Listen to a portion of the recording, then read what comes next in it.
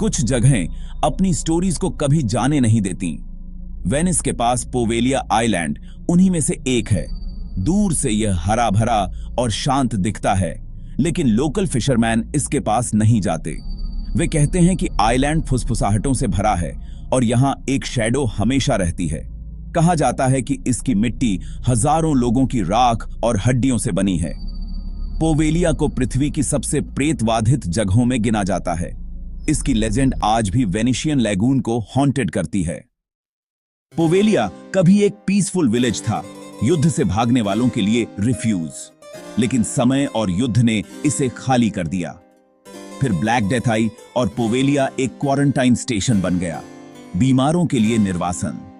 Island के खेत मास Graves बन गए, जमीन राख और हड्डियों से भर गई। पोवेलिया की किस्मत दुख के एक स्मारक के रूप में सील हो गई थी। ब्लैक डेथ ने पोवेलिया पर एक ऐसा निशान छोड़ा जो कभी ठीक नहीं हुआ। आइलैंड मृत्यु और बीमारी का पर्याय बन गया। फिशरमैन अपनी जालों में इंसानी हड्डियां निकालने की कहानियां सुनाते थे। कोई भी वहां लिंगरिंग दुख को डिस्टर्ब नहीं करना चाहता था। गोस्टों की कहानियां बढ़ीं, हवा में कराहें, किनारे पर फ्लिकरिंग लाइट्स। आइलैंड सुफ्रीमिएंटो का एक स्मारक बन गया, एक ऐसी जगह जहां दर्द फेड होने से इनकार करता था। सालों तक यह अनटच्ड, ओवरग्रोन और अवॉइडेड रहा। बेल टावर साइलेंट खड़ा था, मृतकों की निगरानी करता हुआ। पोवेलिया का नाम एक फुसफुसाहट बन गया, बैड लक का एक शब्द। नेचर ने कब्रों को ढक दिया, लेकिन कहानियां और मजबूत होती गईं। लोकल लोगों का मानना था कि प्लेग पीड़ितों की आत्माएं रात में आइलैंड पर भटकती थीं। माहौल निराशा से भरा हुआ कहा जाता था। यह पोवेलिया के हॉन्टिंग की पहली परत थी, एक ऐसा दुख जो मरता नहीं था। आइलैंड के आइसोलेशन ने इसकी लेजेंड को और गहरा कर दिया। पोवेलिया एक भूत बन गया, लैगून में तैरता हुआ।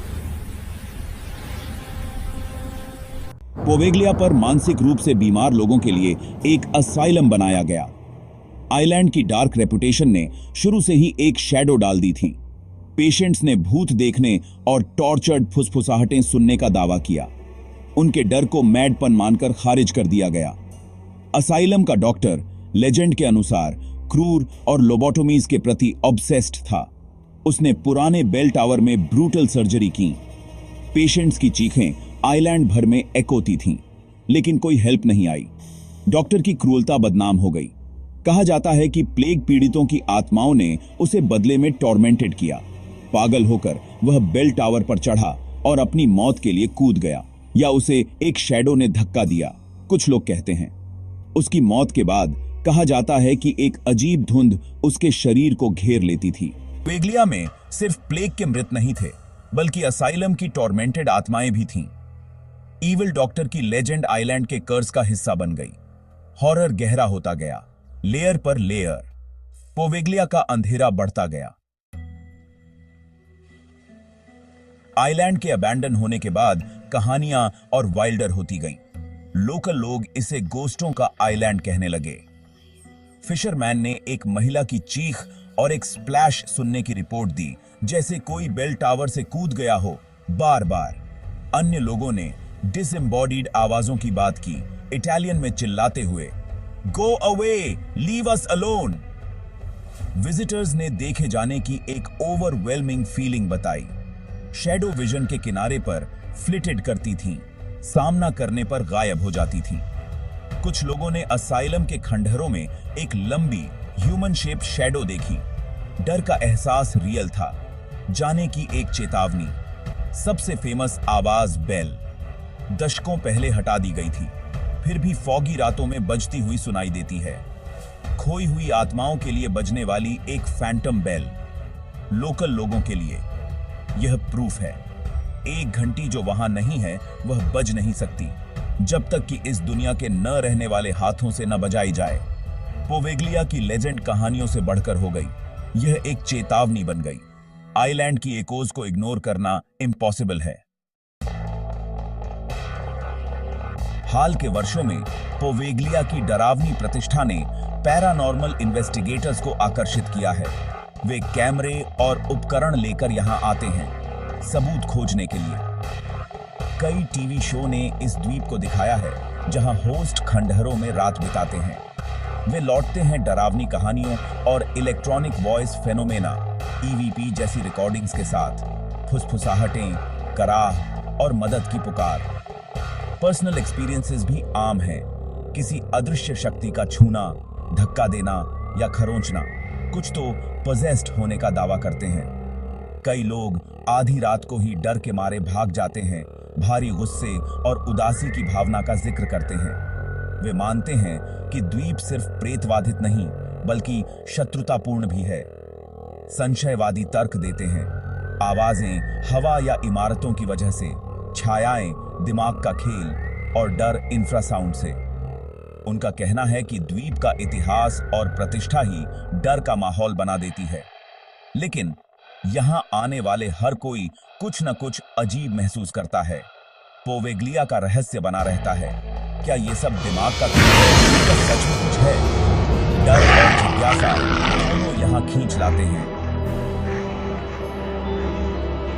इंटरनेट के युग में पोवेग्लिया की डरावनी कहानी पूरी दुनिया में फैल गई है। यूट्यूबर्स और अर्बन एक्सप्लोरर्स ड्रोन से द्वीप के खंडहर दिखाते हैं, टूटा अस्पताल, अकेला चर्च और बेल टावर। ऊपर से यह एक खोई हुई मिस्ट्रीमय दुनिया जैसा लगता है जहां हरियाली इमारतों को निगल रही है। कुछ एक्सप्लोरर्स द्वीप पर उतरकर असाइलम के अंधेरे गलियारों और सड़ते वार्ड्स में फिल्माते हैं।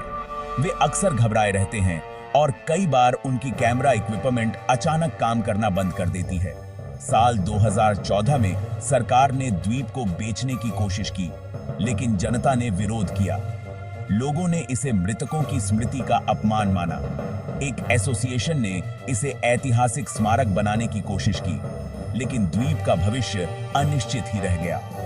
आज भी यह आम जनता के लिए बंद है और वहां जाना गैर कानूनी है। यह प्रतिबंध ही रहस्य को और गहरा बना देता है। पोवेग्लिया अब भी अपनी कहानियों में लिपटा चुपचाप इंतजार करता है। तो पोवेग्लिया की सच्चाई क्या है? क्या यह सचमुच दूसरी दुनिया का द्वार है या बस एक दुखद वीरान द्वीप? इंसानी दिमाग की ताकत बहुत जबरदस्त होती है। जब हमें बताया जाता है कि कोई जगह प्रेत बाधित है तो हम हर छाया में भूत देखने लगते हैं। लेकिन सदियों से अलग अलग लोग एक जैसी बातें देख और सुनने का दावा करते रहे हैं। क्या यह सब बस कल्पना है? शायद नहीं। पोवेग्लिया की किंवदंतियों में एक निरंतरता है जिसे नजरअंदाज करना मुश्किल है। शायद यह द्वीप गोस्टों से नहीं बल्कि यादों से प्रेतबाधित है। सदियों की पीड़ा और डर ने वहां की हवा, मिट्टी और पत्थरों में छाप छोड़ दी है। जो लोग वहां जाते हैं शायद वे आत्मा नहीं बल्कि उस दर्द की गूंज महसूस करते हैं। चाहे आप गोस्टों में विश्वास करें या नहीं, पोवेग्लिया की कहानी इंसानी पीड़ा की एक याद है। वहां की धूल इतिहास की धूल है, अनकही कहानियों से भरी हुई। वेनिस की झील पर कोहरा छा जाता है और पोवेग्लिया उसकी चादर में गायब हो जाती है। लेकिन वह वहीं है, अपने मिस्ट्रियों के साथ। यह अब सिर्फ एक जगह नहीं बल्कि उस अंधेरे का प्रतीक है जो खूबसूरत सतह के नीचे छिपा हो सकता है। बहस चलती रहेगी।